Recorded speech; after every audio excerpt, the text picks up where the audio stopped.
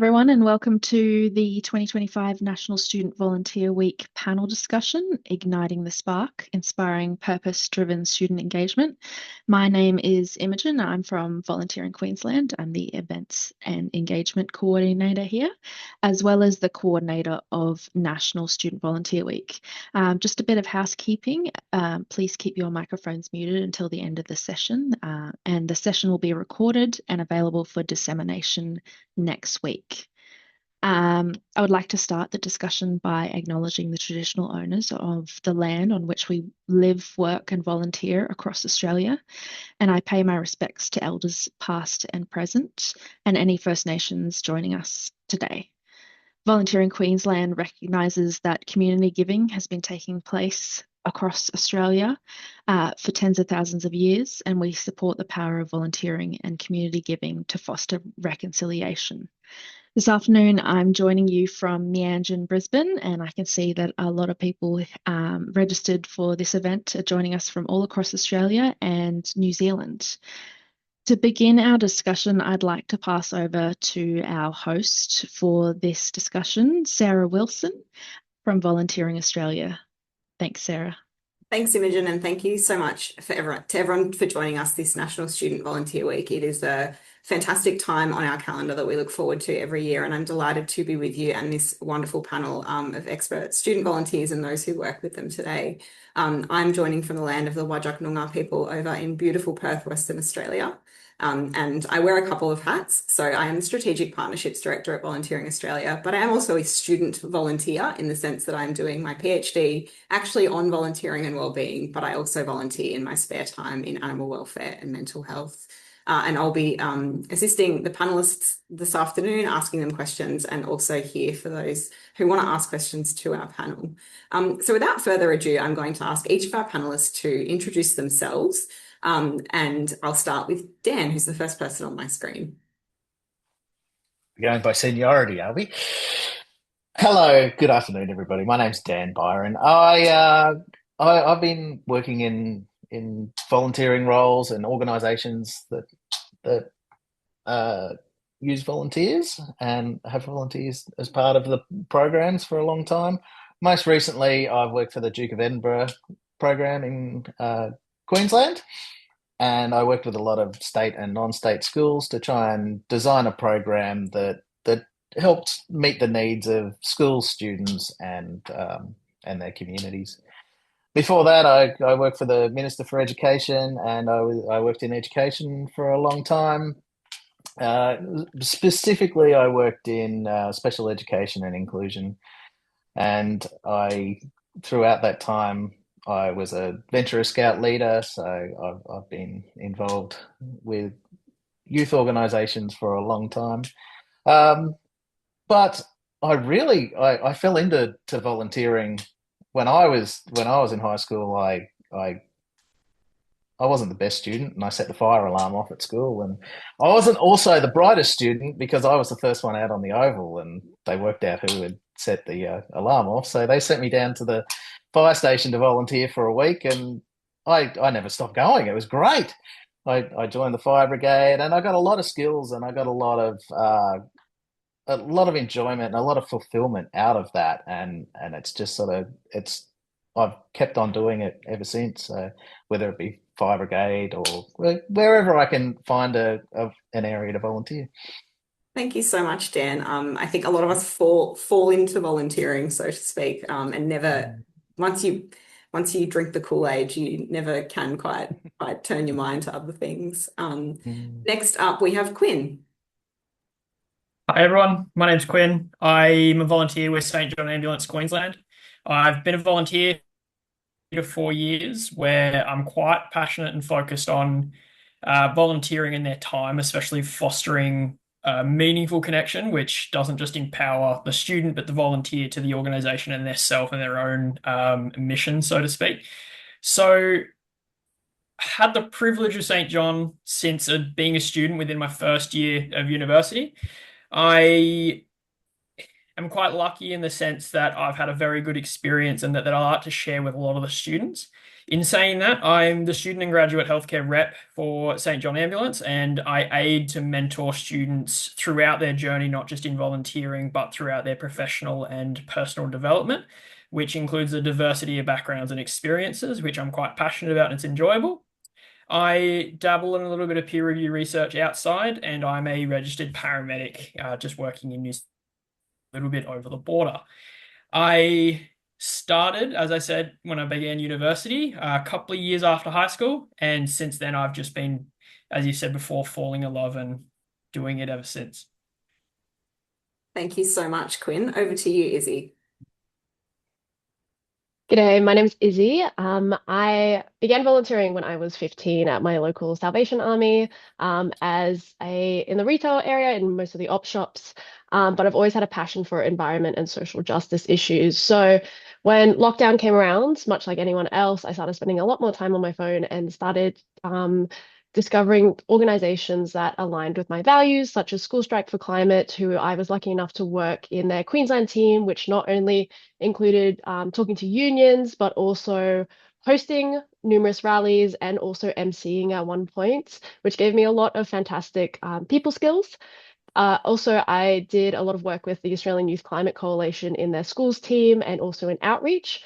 This all came together to me studying journalism and justice, where I get the best of both worlds. I can talk about social issues with other people and also make informed decisions about policy. And that has all come together with my role at 4ZZZ community radio station in Fortitude Valley, where I get to do the science program and also organize my own show, and also being a podcast assistant for Volunteering Queensland. So I've had a bit of time volunteering. I couldn't imagine my life without it. And it's something that I will always talk about no matter what. If someone says I'm interested, I already have 5 organizations coming to my head. Thank you so much, Issy. And last but certainly not least, we have Rhea. Hello, I'm Rhea, and I started volunteering when I was 14 to very similar reasons to Izzy. It was lockdown as well, and I was really just reflecting on the community we live in and how I can kind of step up into being more of an active citizen. So I got started volunteering with the Australian Youth Climate Coalition, Oz Harvest Queensland, as well as the Regional Council in Toowoomba as a part of their youth leadership program they had. And then, yeah, I just kind of continue to volunteer ever since in organisations like Pets in the Park, other environmental organisations local to Toowoomba, and then had the really amazing opportunity 2 years ago to co-create my own organisation alongside some other incredible young people. That's called We Are Not Alone, which is all about youth disability justice and empowering young people in regional areas. And yeah, that's kind of how I ended up here. Thank you so much. And we might stick with you, Rhea, while we've got you. What is it that makes you feel like a volunteer role is right for you? What sticks out as it being that right fit? Yeah, definitely. I think every volunteering role is so diverse depending on what organization you're in or whether you're kind of leading it yourself.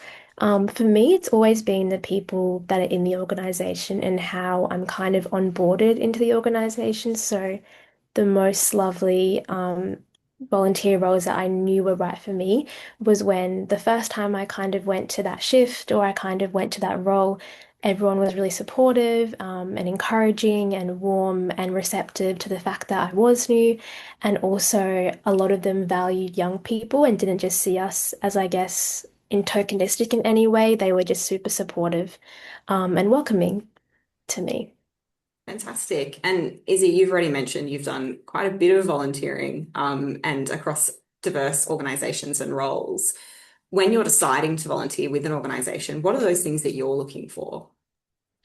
Well, like I kind of mentioned, it's all based on my values. If I think I align well with the organization, that's already sparked my interest.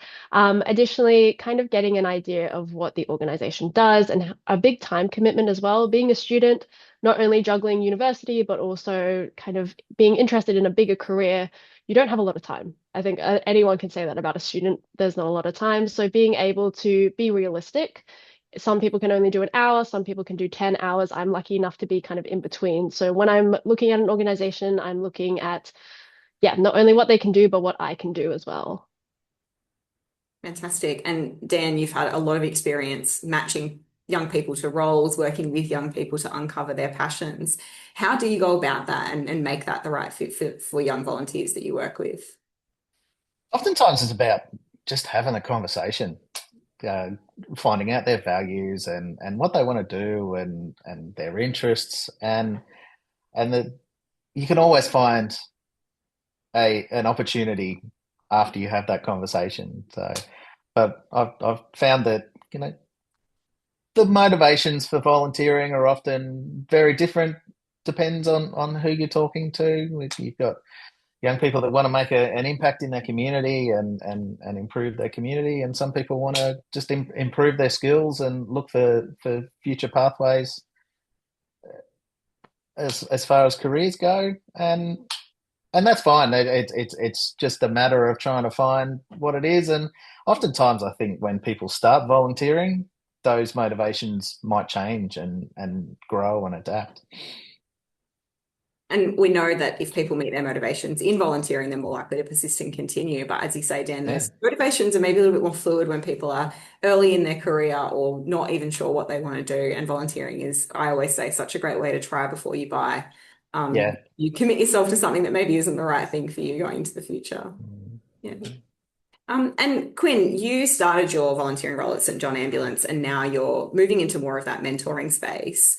So young people leading young people, we love to see it. But what has been the most helpful thing on that journey for you? What stood out in terms of the support you received from within St John that has enabled you to make that shift into a more leadership capacity?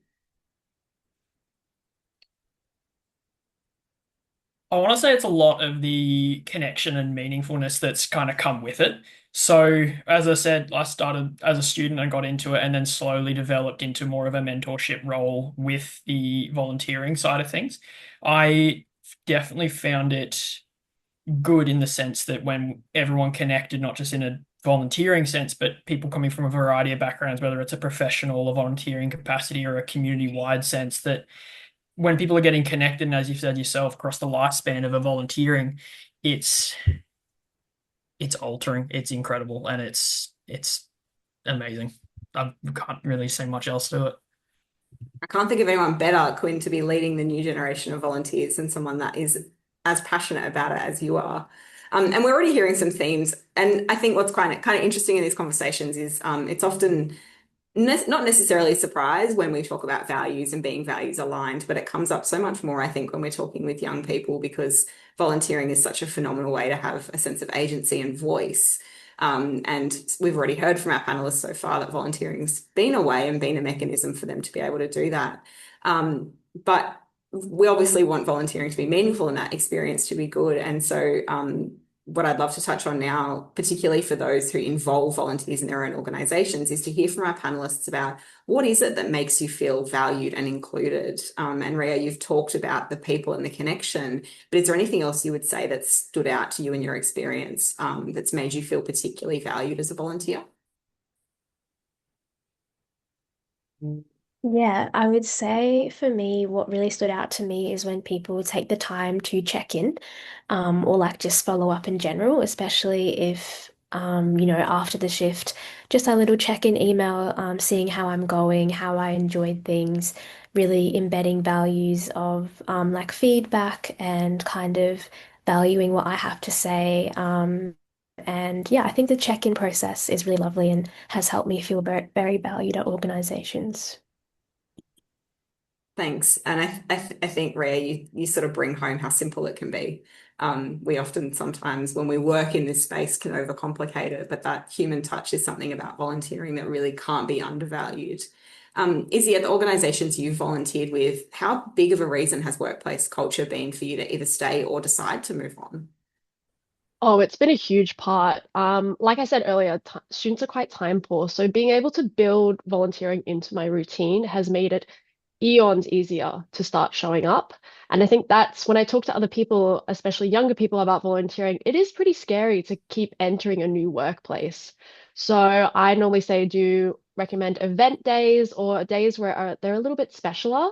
So that way you can actually meet people in a fun environment and then kind of gauge what you want to do. But I think like with 4ZZZ, I go in every Wednesday morning for my show. I know exactly who to expect and what's going on. And for me, that's built just a simple routine of just showing up, doing my thing, leaving, but also feeling comfortable in the station. So I think that's pretty important. And Dan, as someone who's spent more time, well, as much time, if not more time, facilitating those experiences for young people, is there sort of a win or a proud moment that stands out when you've seen either yourself or another organization get this right with a student volunteer? Yeah, yeah. Well, there's a lot. One thing that stands out for me on a smaller scale is we one of the schools that I work with started just a D&D club for the kids, and a lot of the kids there were not very confident kids, but once they were playing D&D, they really got into it. And I was just watching new people come into the group to learn about it, and the leadership role that some of these kids took. They lit up, and it lit a spark in them, and they communicated so well, and they made people feel so welcome, and it was just this real moment where I thought, oh wow, that's made a bigger impact on these kids than a lot of other things can do. On a bigger scale, I didn't mention in my introduction, I spent a lot of years working in political campaigns as well. I'm running political campaigns, and their political campaigns are run by volunteers. So it's been really good to watch over the years to see people come in as a volunteer, and oftentimes they're very scared to go out and knock on doors or to talk to people on the street and things like that when they first come in. And when it's done right, it can be a really empowering process for people. They learn this sort of self-actualization, and I've seen people come in as volunteers and now go on and work for prime ministers and ex-prime ministers and diplomats and things like that, and it's just been so great to watch. And Dan, I think that, I mean, it really speaks to this year's theme for National Student Volunteer Week, which is powered by purpose. You've kind of really encapsulated well that when you give, particularly young people who may be student volunteers who are less confident or perceive that they're less confident, you give them a shared interest to kind of gravitate towards, in this instance, Dungeons and Dragons. And all of a sudden you see people really shine and come out of their shell when they've got that anchor, like that anchor point within the volunteering role. Yeah, that's right. Yeah, yeah. It's like a little foundation that they can build from there. Whereas they're coming in on familiar ground. They're not coming in cold. Cold. Yeah, yeah. And Yeah. I suppose that sort of talks to what Rhea and Issy were talking around sort of feeling comfortable and welcomed and like a part of the team is can help alleviate some of the stresses we all feel, I think, going into a new place or a new experience where we don't know what to expect or whether we'll be welcomed. Quinn, handing over to you now as somebody who has been a student volunteer, is a student volunteer, navigates that space as a consumer rep. What are some of the things that organisations maybe sometimes get wrong when it comes to engaging student volunteers?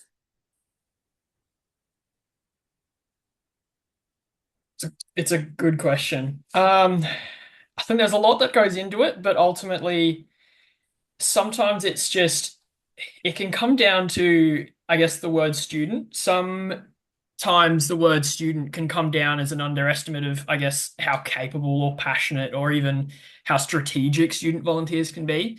I mean, there's often like a mindset that student volunteers are just volunteers that are helpers in a sense. But yeah, like, as we know, in reality, they're future professionals, they're researchers, they're leaders in their own holding skills, universities, they're ambassadors of their own sense, right? But when they're given their own menial or repetitive tasks, it can kind of disconnect them a little bit. So I think for organizations to miss the opportunity to co-create meaningful experiences, but not just, I guess, seemingly listen to volunteers can really close some doors. Um, but students just hoping to get out of their volunteering experience and just forming a connection or building upon themselves, whether that's a networking, a skill development, or just a real world exposure, especially in the sense of St. John Ambulance. Most of our volunteers are students themselves coming from either a healthcare or a non-healthcare background. But, making sure that volunteers, as I said, are listened, they're heard, and they're getting something meaningful out of it. Because as I said, the next day you might look and there'll be a leading industry professional in some sense. That was such a fantastic answer, Quinn, and that we can often underestimate people based on identity factors, I suppose. And I feel like, Rhea, you might be able to talk to this a bit better, but we hear particularly from people with disabilities, they are underestimated in volunteering and in the workplace. And I imagine that for student volunteers who also have identity of being a disabled person as well, that could be compounded.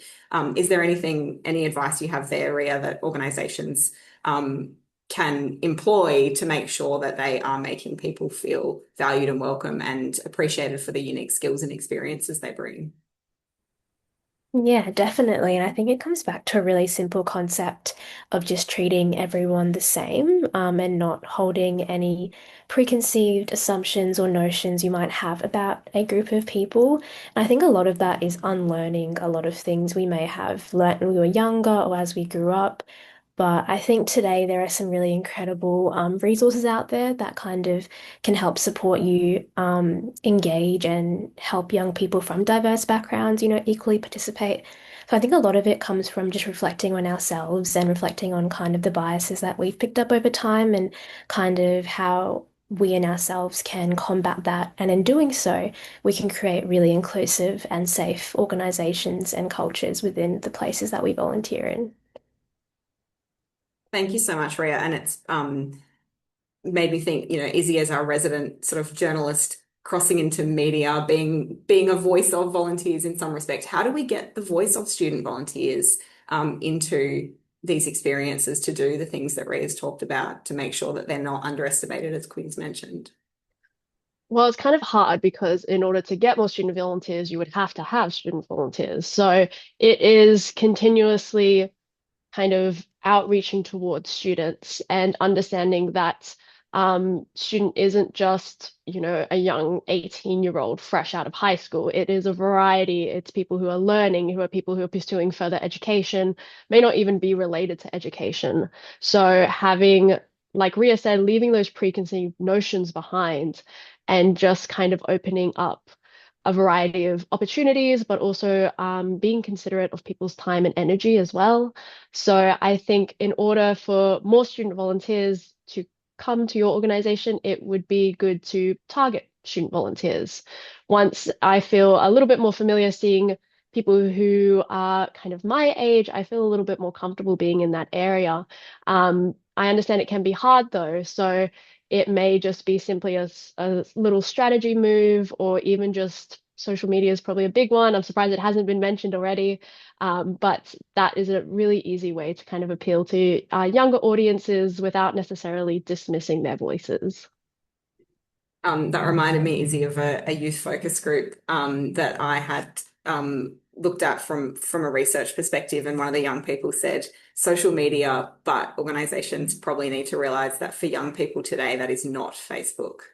There still seems to be a tendency to go to Facebook, and that's not necessarily where young people are, although don't ask me as an elder millennial as the authority on social media. But Dan, what feedback have you had from youth volunteers, from student volunteers, that's maybe changed the way you've done things that organizations could learn from?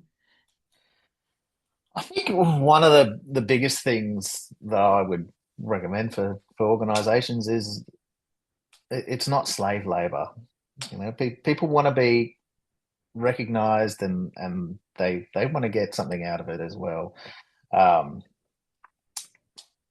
of the things that strikes me with young people that really impresses me is a lot of young people seem a lot better at standing up for their time and being a little bit more assertive about it, and wanting some respect for that time. So I think having some clear pathways and some clear roles and some scope for volunteers to be able to improve on that and to grow that is really important. I know when I first got into volunteering, a big thing for me with the fire brigade was the amount of training that I could do, because as a young person, having something to put on your resume is obviously very important. And and those training opportunities and that pathway, that potential pathway into becoming a paid firefighter was a big motivator for me. Likewise, in Scouts, you give up a lot of your time as a Scout leader and as a young person in the Scouting movement, and they've done it really well where they've got their own RTO. So the training that you do in those areas that you're interested in, be it abseiling or canoeing or kayaking, that all gets recorded and can lead to certificates. So I got a certificate too in outdoor recreation. You can get a certificate in business. You can get a certificate in leadership. And those sort of pathways are a real motivator.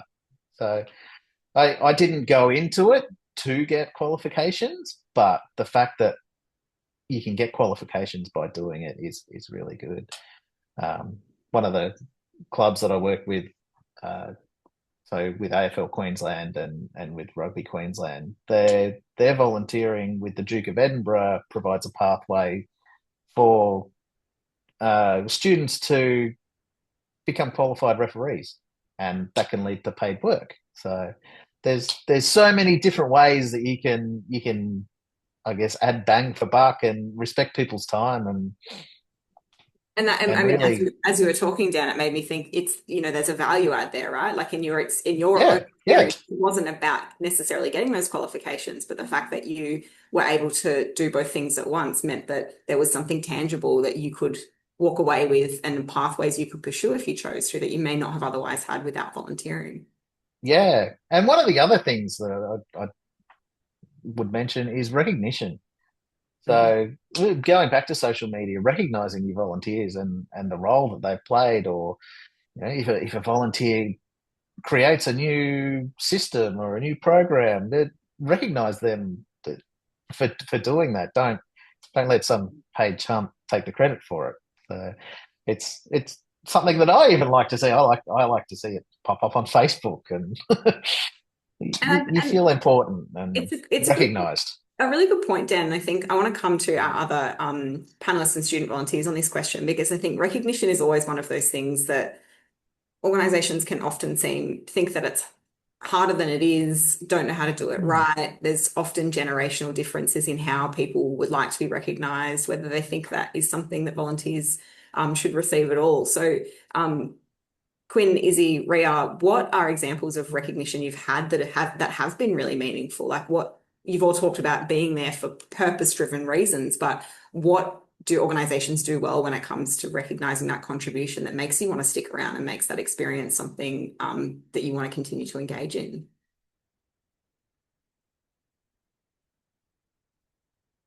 Anyone's, yeah. Issy, over to you. I'll jump in if that's all right. I think for me personally, when I was a school striker, it was having a successful rally, having great conversations, and being able to leave a space knowing that you've made a tangible difference. But now, as I get kind of older, it's more in those kind of harder skill recognition. Like Dan said, something that you can tangibly put on a resume. So when I was working initially at Zed, I was doing news bulletins. So being able to take those snippets of my bulletins and pop them on a LinkedIn, so that for my career, I have evidence that my volunteering work is tangible, I think is fantastic. I know some people do recognition, so volunteers of the week and things like that. And that is quite delightful and quite lovely. I think there is a little bit of a generational difference, doing volunteering because you should versus volunteering because I have the time and energy to. So I think it's something that we'll try and continue to bridge the gap between, because I think everyone does deserve recognition for hard work that they do. So I really enjoy being able to pump up other people, and being able to put the spotlight on people who may not necessarily be spoken about, or highlight organizations that may not necessarily be known. Thank you so much. Quinn, your volunteer work is in a career-aligned field. What is it in that aspect that makes, like, what recognition is important for you, is valuable to you? I'm just stunned on the response from Izzy. That's such a good response. I suppose for me, as you said, like in the professional sense, when I first joined volunteering, it was very much what, as a student, I got as my own learning and how I apply that to the long-term perspectives, especially when you look at a professional development.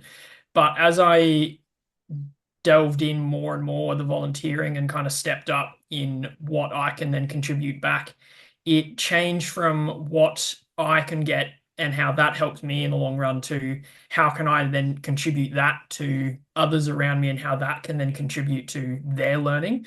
So for me, it stepped from, as I said, a learning to then a sharing to then, okay, how can we then improve this in a whole systematic change? So things, as Izzy has said, recognizing things onto LinkedIn, making those comments onto profiles or recognitions or points onto profiles, like, whether it be a researcher page that people can identify and see what work you've already attributed to and what you may contribute to in the future, or whether you're a student who is simply collating an imaginary binder in a book that, you're adding one page at a time that might not seem much over a term or a semester or even a year, but then you add that towards the entirety of your degree.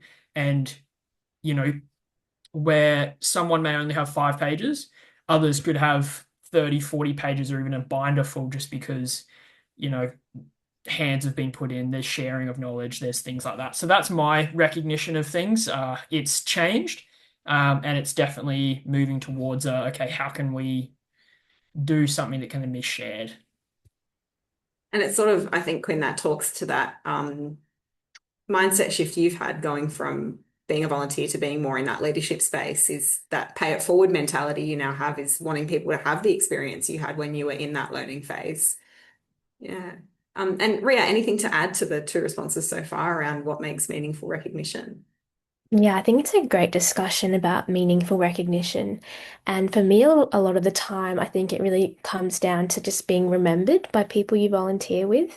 So for example, like someone I volunteered with forwards me an email about an opportunity. They thought, oh, you would be wonderful for this.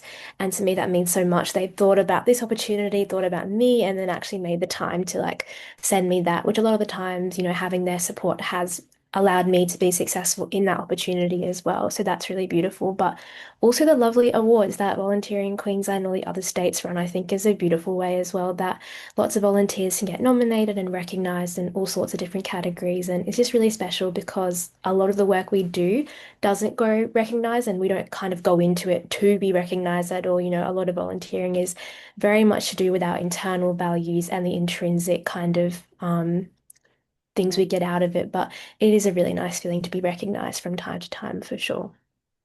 Thank you so much. And we're about halfway through, and now is the time we'd love to hear from the people who are joining us for this webinar during National Student Volunteer Week. So if anyone has a question for one or all of our panellists, feel free to put up your hand, type it in the chat. You can direct it to a specific person, or we can ask everyone that we've got here. But when you were registering for this webinar today, what were the sorts of things you were hoping to learn? What would you love to hear from our wonderful student volunteers? And also Dan, who's in that facilitation role this afternoon.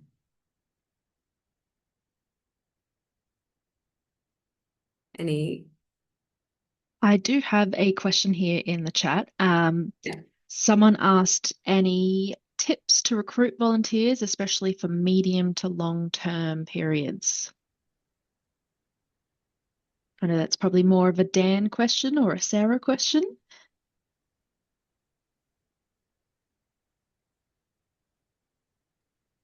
I'll have a crack at it, and I'll definitely pass the question on to Dan as well, because that very much seems his matter expert as well.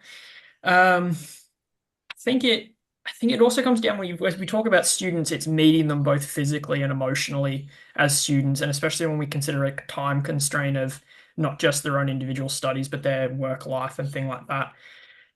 Being present at career fairs, social events, as I said, being mindful of exams and things like that towards time constraints, but offering flexibility, communications in opportunities and to grow and kind of develop, like we've said, with certifications and things like that in the past. Aligning goals with students and what the organization can offer as well, highlighting transferable skills in which they'll gain meaningful value and I guess memories and the experiences from it, but also, I suppose, trying to attract members. It highlights the sense of it can't be a one-way street. It needs to be a two-way. So not just we need volunteers, but how or what can we offer you as well? And it's the flexibility piece, I think, comes up in these conversations all the time, Quinn. And one of the challenges, I think, for a lot of, your degree is a good example. My degree has a master's component, which is practical, is that I don't know what my schedule looks like in 6 months. So I'm happy to commit to a role for the medium to long term, but I need the flexibility of that day or time of week changing because I'm very, very much not in control of my own schedule. And I think that we forget that about student volunteers sometimes, is that for any placement-based type of career, social work, nursing, teaching, paramedicine, doctors, psychologists, etc., we take it semester by semester, really, and we need that flexibility from organisations if we're going to be able to continue to show up. If you want me to volunteer every Monday from 9 till 12, I might be able to do that now, but I might not be able to do that in 6 months. And that's when we've sometimes see student volunteers fall away, is not so much a choice, but it no longer fits in with their lifestyle, which I think, Issy, you were talking to that a bit earlier. But Dan, any other reflections from you on that question? I can't really improve much on that answer, Quinn. That was fantastic. I think one of the big things that I consistently say to everybody is you've got to have the conversation with people face to face. Emails, social media posts, things like that. It's very one-way communication on a lot of things. It's nothing replaces that face-to-face conversation where you can make the ask of somebody. You can approach somebody and give them the ideas, and I found, especially when it comes to working with students, that they will, what's the word? They'll self-select. They'll think, oh no, I don't have the skills or the qualifications to do that, or I can't do that, and they just, without asking anybody and without having a conversation, they'll decide, no, I can't do that. So I think those face-to-face conversations are a really good opportunity to say, no, you can do that. These are the skills that you've got. I've had a 3-minute conversation with you and I've worked that out already. And I do it myself. No, I think that I don't have skills in areas where I do have skills.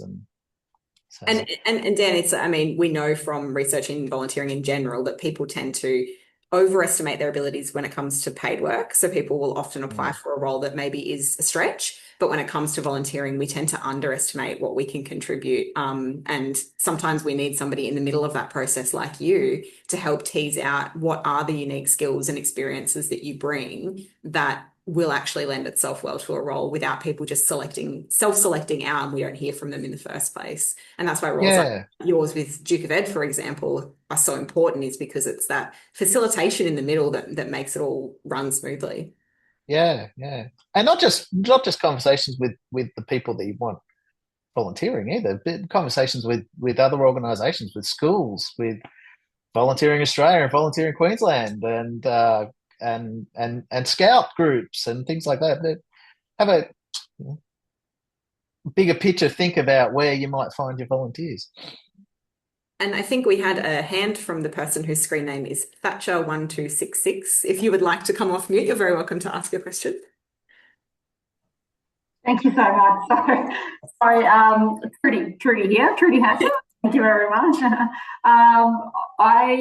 I only registered for this morning because I've only just started at Somerset Regional Council. So we're based out in Esk, and so we cover quite a large area. And I guess because I've only been here 2 months, I think it is, straight away I'm seeing so many opportunities for young people to get involved in, whether it's because we have an aging population, we've got all these wonderful community groups, but a lot of the volunteers that are there are aging out, and I'm like, oh my gosh, this is amazing. So my background is that youth work and all that frontline stuff, and so being a little bit removed now and being like, oh guys, like I can see such value in connecting our young people and students in particular with the people who are already volunteering out in the community. So what my question is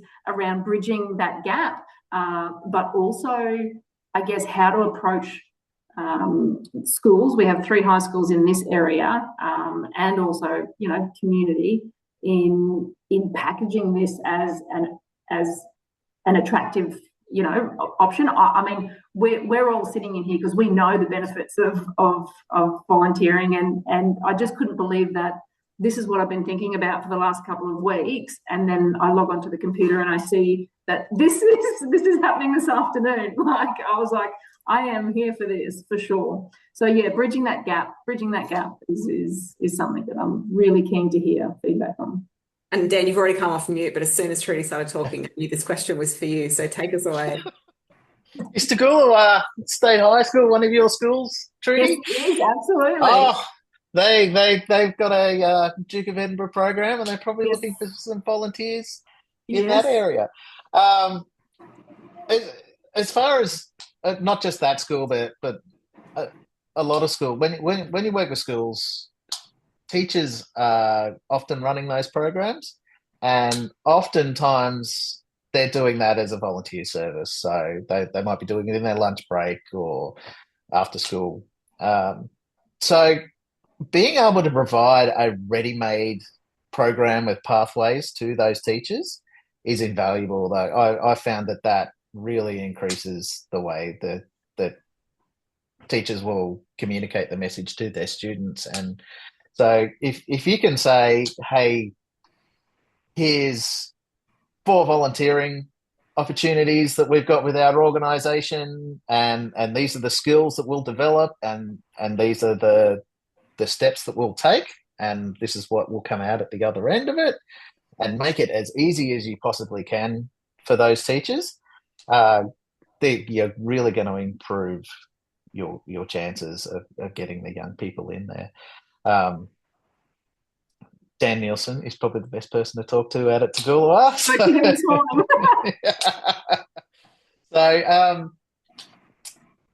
But yeah, and I think it's the same case for when you're talking to students as well, and young people, and when you're talking to other organisations. Have that clear plan in your mind that you can step people through. They can see that you've got a plan. There's opportunities, and there's opportunities to grow. Thanks so much, Dan. Anything our other panelists want to add to this conversation around bridging that gap? Rhea, please. Yeah, for sure. I went through the Toowoomba Regional Council Youth Leaders Program, which was a completely volunteer-based program, and it was just like such an incredible opportunity that the regional council had available for young people. It was a very relaxed application process, very targeted towards young people who are kind of entering the space for the first time. It was an incredible year of just getting to meet other young people passionate about being in the community, but also they allowed us to meet with all kinds of community organizations, and they really showed me that there's so many opportunities to volunteer out there. And it was a great space because it was kind of a group of young people in the region, but that gave me the confidence to then actually go out and do more volunteering. So I think having either workshops or implementing programs specifically for young people can be really beneficial, especially from a council lens as well. Thanks, Rhea. And it just made me think of one of the biggest barriers to volunteering for young people is a lot of organisations won't take volunteers who are under the age of 18. And it can be tricky for insurance reasons and things like that. And that's why we always say, look to your volunteering peak bodies or someone like Justice Connect or your insurer for advice around that. But we're missing a generation of volunteers if we don't allow people under the age of 18 to come and volunteer with us. And again, I think sometimes it's an underestimation of what people younger than that can do. I've seen volunteers as young as 4 or 5 years old do some really cool stuff, and they might be there with their parents, but we know if we foster that culture of giving in young people, they'll volunteer for life. If we don't and we miss them, there's an intergenerational effect. So they're less likely to volunteer, which means their children are, which means their children's children are. So how do we facilitate that as an ecosystem is something we're always working on as peak bodies. But we really do encourage organisations to think about how can you be flexible and have your programs be welcoming to people who are younger than 18 so that they're not missing out on those opportunities while they're in school. And that flexibility piece is so important as well, because if you do have high school students, for example, they will not be able to volunteer during business hours for the most part. So how do we find opportunities for them to give back outside of that? We've got another question. Oh, sorry, you go, Trudy. No, sorry, I just had one follow-up question for Rhea.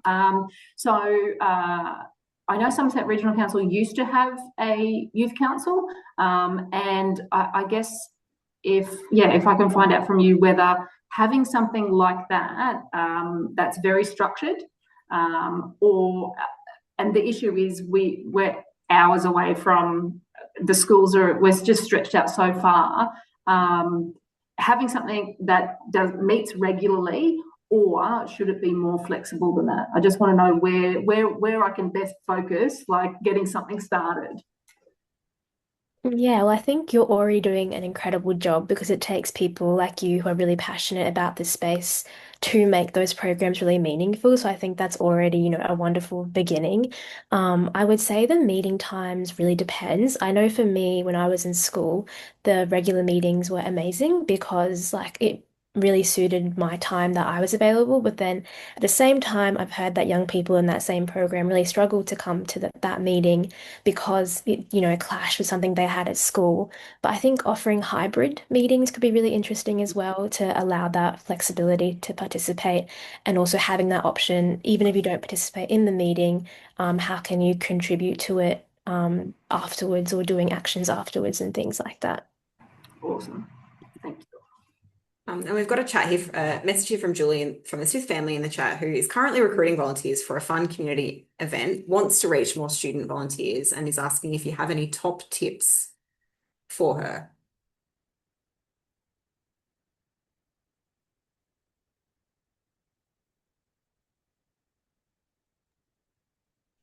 I think having a look at the networks that you've already got is a great place to start, especially schools, and partnering with other organisations to maybe, if it's a one-off event, some of those skills can be then learnt and used within another organisation. And I think, Julie, leaning into do it with your friends. Like community events are probably a place where a role like Issy's role with the radio, for example, is probably not the place you're inviting a friend to come and do it with you in the first instance. But community events can be really great for that. And also for young people who may be less confident, maybe they haven't had experience volunteering or even working before, being able to do it with a friend can make a really big difference to their willingness and ability to engage. And also means that the burden on parents is potentially less because they can carpool and all of those sorts of things. And panel, feel free to jump in with any other tips. And in the meantime, we might go to Pat, who's put their hand up, and invite them to ask a question. Yes, just bearing in mind what Dan said about face-to-face connection with people, and I agree with him with that point. But I'm the president of Oral History Queensland. We're a statewide organisation, and we're a virtual organisation, so we don't have a premises or a place that we meet. We're very much wanting to connect with young people, and we can offer training in oral history, which is around active listening, interviewing skills, use of equipment, and what to do with your interviews once you've collected them, which is around podcasting, museum use, and other uses. And I'm just wondering about being able to connect with people via Zoom or Teams. Would that be adequate face-to-face? So we're going to be looking for people to be involved with our social media, with our website, with production of a newsletter, which is done at the moment by volunteers. But the problem of everyone's aging, and so we do need to recruit new people. So yeah, with a virtual organization, any thoughts on that? Issy.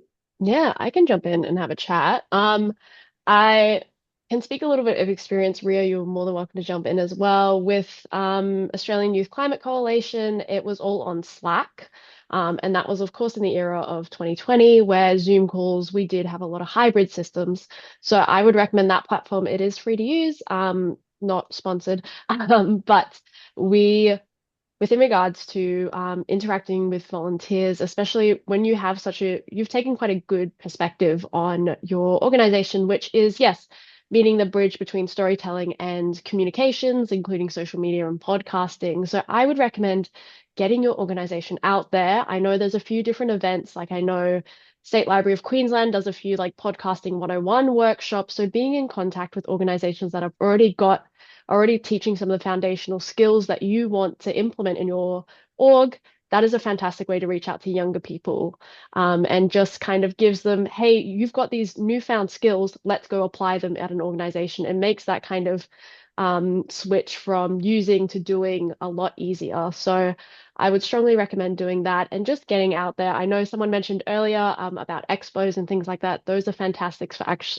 experiences to actually talk to a person. And I think those would be fantastic in engaging young people. Thank you. And I think as well, Pat, we hear a lot, it really is personal preference. There is maybe a stereotype that young people want to volunteer online exclusively, and we hear that it is totally it really is just personal preference. So enabling both is always a good idea, but I'm thinking even in your circumstances, you don't have physical premises, but things like public libraries, usually you can book spaces. If you connect with student volunteers, I know if you came to me, I'd be able to book a space at UWA for free, for example. So it's about how do you bring your community together, and then how do you figure out what that community wants and needs. And you might find that some people want to meet face to face and everyone else is totally happy to do it online. And to Rhea's point, it potentially can be hybrid. But it sounds like what you're looking for is the kind of perfect roles that young people are also interested in volunteering for. So I think I agree with Issy. If you get your name out there and your organization out there, you'll probably find people flock to you. Okay. Any other questions from our audience before we wrap things up for this afternoon's panel? So maybe on that note, feel free to pop a question in the chat if anyone does have one, but I might invite each of our panelists to make a sort of final reflection. What are the things that you think organizations, leaders could do, should do to enable more student volunteering? What are your top tips? What are the things about volunteering that are most meaningful to you? Any final reflections you have for our panel this afternoon are most welcome, and I might throw straight to Dan. Yeah, look, every job that I've ever had has come about because I've volunteered in that area and I've learnt the skills from that area. Like I said, I wasn't a great student, and I didn't grow up with a lot of, we didn't have a lot of money growing up. I didn't have a lot of opportunities. And so volunteering gave me those opportunities to build those skills and to find those pathways. So I think that volunteering is really about equity and access for young people. And I think it should be a lot more in schools, and I think that and finding ways to do that, and the Duke of Edinburgh is obviously a fantastic way of doing that. And for organisations to just recognise the value of volunteers of more than a surface level. So the things that the volunteers can bring to your organisation, and to allow that to happen and to give people the skills and the opportunities to do that is just something that I think is really good and really important to do. Thanks so much, Dan. Quinn, over to you.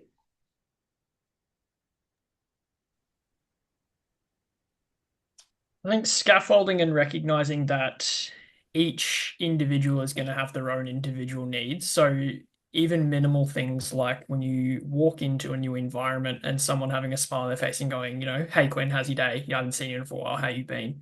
To things like scaffolding pathways or growth material, or even like certifications, as we managed before. You've got your individuals who are very results driven and those who are very sharing driven, whether they learn something and then pass that on. Creating pathways for people to be flexible, to give in time, whether that's for, nutcases like me that potentially might even dedicate 3 to 4, even 500 hours a year, to someone that may only even need or be able to dedicate 5 hours a year because their plate is so full.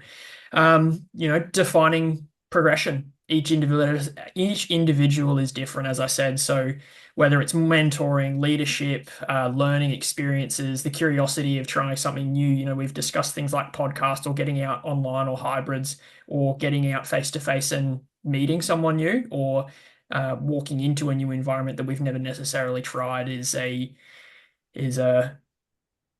good thing, to lack of better words. Thanks, Quinn. Issy. Yeah, was thinking something quite profound, and then Quinn's answer is fantastic. I think with volunteering, as someone's put in the chat, yes, being a student is such a broad term because technically we're all students, we're all learning always. I think I want to thank everyone on the Zoom for even showing up, because you understand that there is a lack of students in your organization. So you've done the first big step, which is realizing there's a need. Now it's meeting that gap. And it is simply through recognizing that, at least for some people, time is money. And so if you establish yourself and your volunteering roles as almost like a job role where you outline, as mentioned, where each person will progress and what skills they'll be doing and how much time they need, I find you're more likely to get people who have a clear understanding of what they need and what they want and how much they can give. So at the very least, you can communicate as an organization or as an individual what you need and what they might need as well. So that's probably my little piece of advice going forward, is just students need criteria in order to hit the perfect 7 or perfect 100. So give them that and give them the clarity that they will need, and that will make them want to stick around a little longer. So yeah, I think volunteering is a fantastic thing to do, a fantastic thing to implement in general kind of lifestyles and things like that. So there's so many opportunities. How people aren't doing it is beyond me. I'm probably like Quinn, I dedicate quite a lot of time, more than probably my paid work. So I guess it is just, getting out there. Thanks, Issy. And Rhea.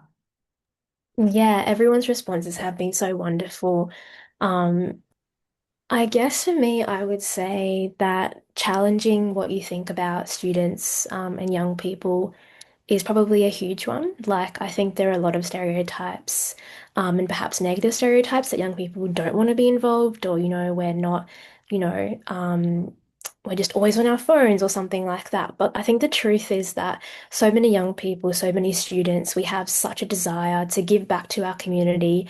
I think so many of us see the world in maybe a different perspective as well, and really keen to just get out there and make change. But we often don't really know. Sometimes there's so much information coming at us from all different angles.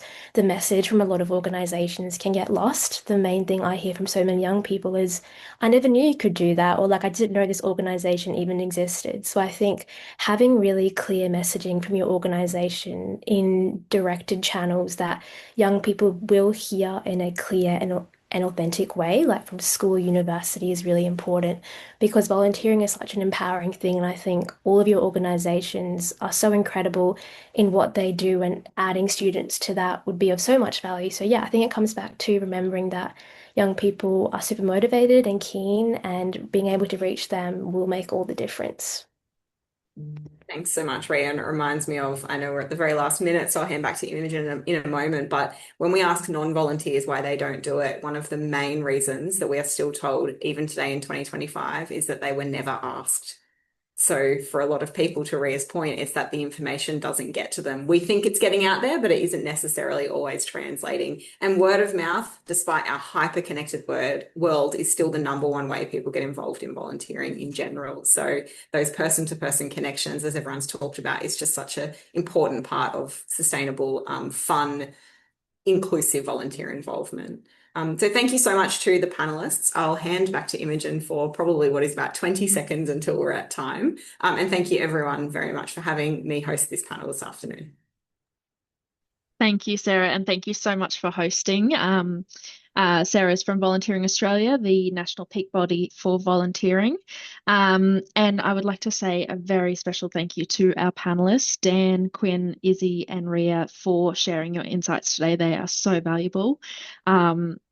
And if you would like to watch this session again or share it with anyone you'd like, we will be sending the link to you next week.